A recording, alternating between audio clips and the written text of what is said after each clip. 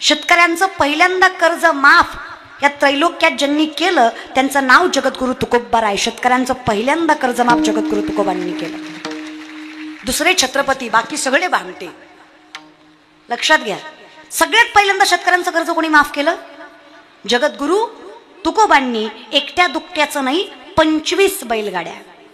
किती भरल्या होत्या कर्जपत्रांनी? इंद्रायणीत बुडवल्या. फक्त तुकोबांच्या वाटणीच्या 2 भाऊ शिल्लक आहेत अजून. श्रीमंती किती असेल? करा ना विचार. 65 लाखाची सावकारकी होती. किती? आत्ताचे नाही, 450 वर्षापूर्वी. आत्ताचे 10 लाख म्हणजे तवाचा रुपया. अशा हिशोबाने 65 लाख. विचार करा. तरी तुकोबाराय म्हणतात सर्व सुख ल्यालो. हा, 2.5 एकर कापूस आहे आपला, तरी भजन करीत नाही, तरी कीर्तनात नीट बसत नाही, निस्ता बसतो. कर त्यो बी पेटन. करत जा भजन, करत जा वारी. त्याच्या इतका आनंद कशात नाहीये. अरे चला पंढरपुराकडे 3 पावलं.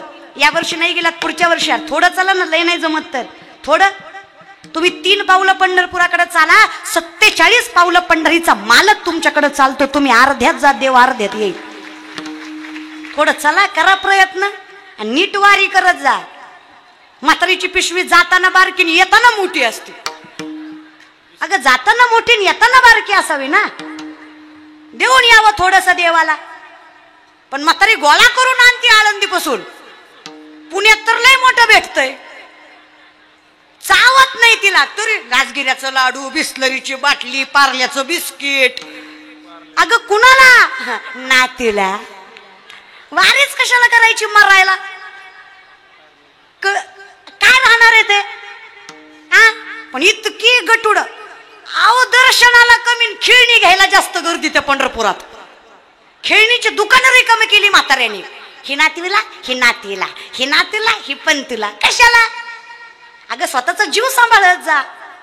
धडपडायची मिठी, पण काही ना काही घेणारच. देवाच्या दारात घ्यावं. अगं देवाच्या दारात महाग भेटतं, घ्यायची गरज बाहेर जाऊन घ्या ना. ही कल्पनेची चुकीचं नका ना चालू. देवाच्या दारातली खेळणी घ्यावी, देवाच्या दारातली खेळणी घ्यावी. बाधा आहे ना दादा. अरे दुसरीकडे कुठेही खेळण्याच्या दुकानात तुम्हाला खेळणी भेटणार आहे. देवाच्या दारात काय घ्यावं तर देवाच्या दारात देवाचा उपदेश घ्यावा, संतांची वचनं घ्यावी. जिथे ज्ञानोबा तुकोबा सांगतात की वारी करायची आहे, पण माझ्यासाठी नाहीये देवा. वारी करायची आहे ती माझ्या मोक्षासाठी आहे. वारी आहे ती तुझ्या भेटणीसाठी आहे. वारी आहे ती तुला मागण्यासाठी नाही. वारी आहे जे दिलंय त्याचे उपकार मानण्यासाठी आहे. हे मागणं देवाकडनं घ्यावं. वारी कशासाठी आहे? देवाला काही मागायचं नाहीये, देवाचे आभार मानायचे. फार चुकीच्या मार्गाने जाताय तुम्ही. अहो लय अवघड आहे कलियुगात. काय सांगायचं दादा. ज्या साबणानं गोरं होतं ते साबण खपत नाही, पण ज्या साबणाच्या ऍडव्हर्टाईजला हिरोईन गोरी वापरली त्या साबणाचा खपच खप आहे. आता घेणाऱ्याला कोणी सांगा, तिची आई गोरी होती म्हणून ती गोरी आहे. ती काय साबणानं झाली का? बरं खरं सांगा कंदरच्या बाय मावल्या, इतकी वर्ष झालं संतूर साबण वापरता, संतूर साबण से उमर का पता नाही चलता. असं होतं का? जे होणार आहे ते होणारच आहे. अरे ते तुमच्या जेनरेटिक आहे, तुमच्या ह्याच्यावर आहे. तुम्ही जाड आहे, तुम्ही पातळ आहे, तुम्ही गोरे आहेत, तुम्ही सावळे आहे, तुमच्या आई वडिलांच्या प्रकृतीवर अवलंबून येते. मग हे ना गोरं होतं त्यांना असं नसतं काहीच. अगदी तसंच आहे. हे इथे सत्य एकच आहे. जामुकी निदान पांडुरंग, बाकी काहीच सत्य नाहीये. माय आहे ते, बाप आहे तो, बास विषय संपला. कशाला अखंडितपणे बाकीचं काय लागतंय? म्हणून चुकीच्या मार्गाने जाऊ नका, कल्पनेची वादा लावून घेऊ नका. सुखी राहायचं असेल तर सत्य स्वीकारला. ज्याला सत्य स्वीकारता आलं, नामदेवराय सांगतात कल्पनेची वादा न हो कवने काही. ही संत मंडळी सुखी, ही संत मंडळी सुखी.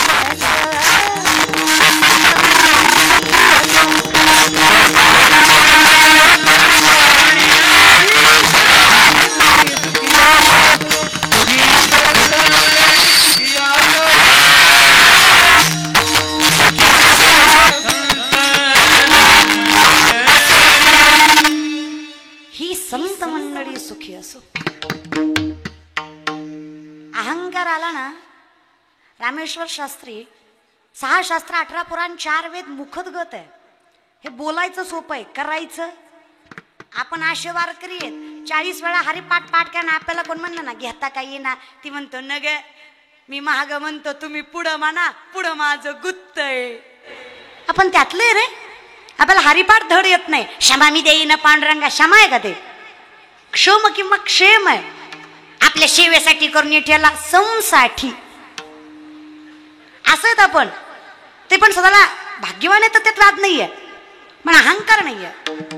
रामेश्वर शास्त्रीला ज्ञानाचा अहंकार आहे. देहूमधनं जेव्हा तुकोबाची पालखी निघते तेव्हा देहूच्या पालखीचा पहिला विसावा असतो तो अनगड शहांचा. पहिला विसावा कुठला असतो? अनगड शहा. अनगड शहा हे फकीर होते. अनगड शहा फकीर होते. देहूच्या पालखीचा पहिला विसावा तिथे असतो. तुकोबांची पालखी निघाल्यानंतर आळंदीकडे तो पहिला विसावा. ते अनगड शहाचं कारण असं आहे, अनगड शहा फकीर होते. जे मागतात ते फकीर नाहीत, ज्याला जगाची फिकीर नाहीये तो फकीर आहे. मग ते फकीर त्यांच्याकडे रामेश्वर शास्त्री गेले आणि त्यांनी म्हटले म्हणे असं ज्ञान नसलं की अशी भीक मागावी लागते म्हणे. अनगड शहा म्हटले म्हणजे तुम्हाला काय वाटतं तुम्ही फार ज्ञानी आहात आणि आम्ही भीक मागतोय म्हणजे आम्हाला काही ज्ञानच नाहीये. आमची भीक सुद्धा जगाच्या कल्याणासाठी आहे. आमचं दान सुद्धा जगाच्या कल्याणासाठी आहे. विश्वातलं सगळ्यात गोड दान ज्यांनी मागितलं ते म्हणजे माझे विश्वमाऊली ज्ञानोबराय, जे विश्वाच्या कल्याणासाठी होतं, ज्याला पसाय दान म्हणतात. काय म्हणतात? पसाय दान. जे स्वतःची भूक भागवण्यासाठी नव्हतं, विश्वाच्या कल्पनेची तडप भागवण्यासाठी होतं. कधी ज्ञानोबा तुकोबा समजून सांगा आपल्या लेकरांना, कळले पाहिजे. पण खरं आहे म्हणा, कचकच कांद्याला कुठं भजन आवडत असतं का? अख्खी जिंदगी भांगार गेली पोरांची, तुझ्यासाठी गेली, तुझ्यासाठी जिंदगी गेली महाराज. बरं का, गवळणी तरी सोडा, बाकीचं मरू द्या. आणि जरा विचार करा कुठल्या मार्गाने चाललायत. यत्र नारीस्तु पूज्यन्ते रमन्ते तत्र देवतः. जिथे स्त्रीचा सन्मान केला जाईल तिथं भगवंताचा वास झाल्याशिवाय राहणार नाही. हे शास्त्र आहे आपलं धर्म. हा, कुठल्या नजरेनं बघताय? अहो, शाहिस्तखानाच्या लाल महालाच्या हल्ल्यात शाहिस्तखानाच्या बहिणीची पोरगी कुठतरी लपली, बायको पळत पळत आली शाहिस्तखानाची. जहापणा मुझे लगता है शिवा के माऊलों ने बदली की आग में लड़की उठाली. शाहिस्तखान शत्रु है जो जीवावर उठलाय शिवांच्या, तो भी वो हाल जरूर करेगा, लेकिन जबान देता हूँ, विश्वास के साथ कहता हूँ, शिवा कुछ भी करेगा लेकिन बेटी उनकी हो या अपनी, इस धरती पर हर औरत जात को वो देवी की तरह पूछता है. इन आंखों ने देखा है परवरिश माँ जिजाऊ ने की है उनकी. म्हणून राजस्वराज्याचं धनी आहेत. आमची पोरं ती शिवजयंती करतात आणि बायांसमोर नाचतात, असे रील्स फिरवतात. काय वाटतं तुम्हाला? भक्तिसूत्र सांगणारे नारद एकदा नजर फिरली, भूत लागले नारदाला 60 पोर झाली त्याला. नारदाची नारदी झाली. चांगलं धोत्रात भजन करीत होतं, उगच्या उग लुगड्यात आलं. काय गरज होती का? नजर. 33 कोटी देवाचा राजा इंद्र, 100 यज्ञाची ताकद, अष्टमुख्य नायिका मनोरंजन करायला, उर्वशी, मेनका, रंभा. नजर फिरली, पायाच्या बोटापासून डोक्याच्या केसापर्यंत आळ्या पडल्या, पू झाला. सगळ्यात देखना चंद्र, 27 बायका त्याला. तरी स्वतःच्या गुरुच्या बृहस्पतीच्या बायकोवर वाईट नजर टाकली. 5 महिन्याची बाळान करून सोडली. बुध नावाचा पुत्र झाला चंद्रापासून. परिणाम डाग आहे त्याला. सगळ्या जगाचा बाप आहे ब्रह्म, देवळात नाही. आहे का ब्रह्मदेवाचं मंदिर? इन होल वर्ल्ड, अख्ख्या जगात पुष्कर क्षेत्र सोडलं तर ब्रह्मदेवाचं मंदिर नाही कुठे. कुठलं क्षेत्र? पुष्कर क्षेत्र सोडलं तर ब्रह्मदेवाचं मंदिर नाही. त्याचं कारण आहे, स्वतःचीच मुलगी सरस्वती शारदा चुकून वाईट नजर गेली. विश्वाचा पिता आहे. ब्रह्म कोण आहेत? पिता आहेत ना. पिता नाही, पिता. जगाचा बाप आहे. पण देवळात काय वाटतं तुमचं काय होईल? म्हणून विनंती आहे, कल्पनेची बाधा न हो. मग थोडे सुखी व्हायचं असेल तर सत्य वागा. मग त्या शास्त्रींना अहंकार झालाय, त्या फकीरांचा अपमान केलाय, अनगड शहांचा अपमान केलाय. अनगड शहा म्हणे फार ज्ञानी आहेत तुम्ही, एक काम करा, पुढच्या कुंडात जाऊन आंघोळ करून या. त्यामुळे आंघोळ करायला ज्ञानाची काय गरज आहे? पायाने जातो आणि येतो ना. पाण्यात उतरले खरं, पण पाण्यातनं बाहेर पाय काढला की दाह चालू झाला शरीराचा. दाह कळतोय, शरीर जसं जळतंय अशी भावना निर्माण झाली. पाण्यात गेले की अग्नी शांत व्हायचा, बाहेर आलं की दाह चालू व्हायचा. यांना कळलं अनगड शहाचा अपमान केला हे चुकलंय. तपस्वी आहेत ते, ज्ञानी आहेत ते, अधिकारी आहेत. मग माफी मागितली, चुकलं तुम्हाला ओळखायला विसरलो, चुकलं माझ्याकडनं, काही करा पण अंगाचा दाह थांबवा, जीव जाईल माझा, गतप्राण झालं तर काय करायचंय ज्ञानाला. सरसलामत तो पगडी 50. जीवच गेला तर ज्ञानाचं काय करायचं.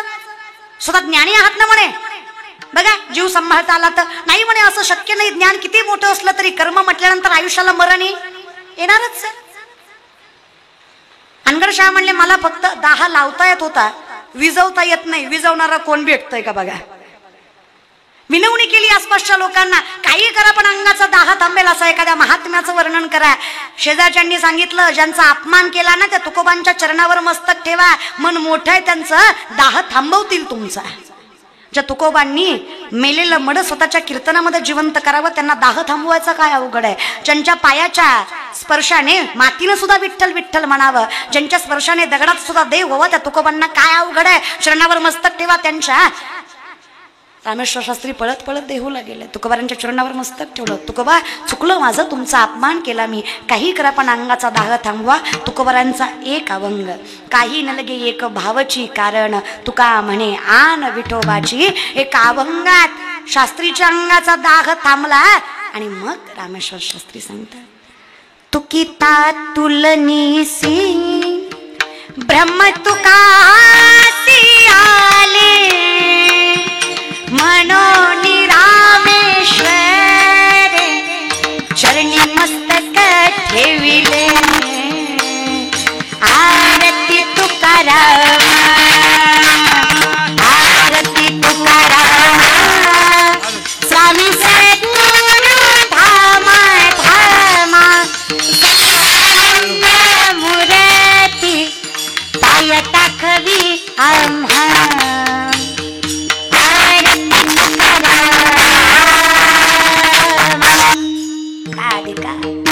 आयुष्य असावं तर असं, अहो ज्यांनी अपशब्द बोलले त्यांना चरणावर मस्तकच ठेवावं लागलं आणि मान्यच करावं लागलं की संत तुम्ही, मोक्षच नाही त्याच्याशिवाय. पण अनगड शहानी विचार केला असा कोण महात्मा आहे ज्याच्या एका अभंगाने मी लावलेला दाह थांबला. म्हणून अनगड शहा शोध शोधत तुकोबांना गेले आणि तुकोबांना पाहताच अनगड शहा त्यांच्याविषयी दोहा लिहितात. तुकोबांविषयीचा दोहा आहे अनगड शहाचा. तुका तुका से तुकाराम दो अंग एक नाम, तुका तुका से तुकाराम दो अंग एक नाम, एक का सेतू भंग हुआ एक का सेतू अभंग. याचा अर्थ असा आहे, अनगड शहा सांगतात रामात आणि तुकारामात मला फरक वाटत नाही, मला तर रामापेक्षा तुकाराम श्रेष्ठ वाटतात. कारण रामाने बांधलेला सेतू काही कालांतराने भंगला, पण तुकारामांचा गाथा नावाचा सेतू आजही अभंग आहे आणि ज्याच्यावर आमच्यासारखे कितीतरी तरले जातात. अहो या ज्ञानोबा तुकोबांची किती उपकार आहेत आपल्यावर. अहो ज्ञानेश्वरी नाही वाचता आली तरी हरकत नाही, गाथा नाही कळलं तरी हरकत नाही, बोट फिरवा, शब्दाक्षर नाही कळली तरी चालेल. अहो तुम्हाला ज्ञानेश्वरी नाही कळली तरी चालेल, ज्ञानेश्वरीला तुम्ही कळला, तुमच्या जीवनाचं कल्याण आहे. फक्त ज्ञानोबांना तुम्ही कळू द्या. ज्ञानोबा तुकोबांची उबला. ही आजची पिढी विचारते हो काय देतं देवाचं नाव. Art, commerce, science, particular, mechanical, BHMS, MBBS, MD, PhD, agriculture, MPC, UPC जे काही तुम्ही आज करताय ना तरुण मंडळी, जे काही डॉक्टर, इंजिनियर, वकील तुम्ही आज झालायत ना, एकदा ज्ञानेश्वरी वाचा, किती डबक्यात आहे ते कळेल. अजून विचार करा, 90% विज्ञान म्हणजे ज्ञानेश्वरी आहे, 90% सायन्स इट्स ज्ञानेश्वरी. 90% विज्ञान आहे. मिक्सर पासून चंद्रयानापर्यंतचं सगळं शास्त्र, सगळं विज्ञान तुम्हाला आजही शास्त्र वेदांमध्ये बघायला भेटेल. पहिलं विमान उडवलं ते राईट बंधूने नाही, पहिलं विमान शास्त्र वेदांच्या अभ्यासावर उडवलं ते मराठी माणसाने मुंबईच्या चौपाटीवर, ज्याचं तळपदे नाव होतं ही आजही मराठी माणसाला माहित नाहीये. विचार करा, फक्त शास्त्र वेदांच्या जोरावर. आज हे जे बल्ब आहेत ना, हे 100-125 वर्षापूर्वी निघाले. 750 वर्षापूर्वी माऊली ज्ञानेश्वरीमध्ये सांगतात, उदकाचे आणि आवेश प्रगटेल तेज लखलखित दिसत या विजू माझी असे सलील काही. उदक म्हणजे पाणी, आवेश म्हणजे प्रेम.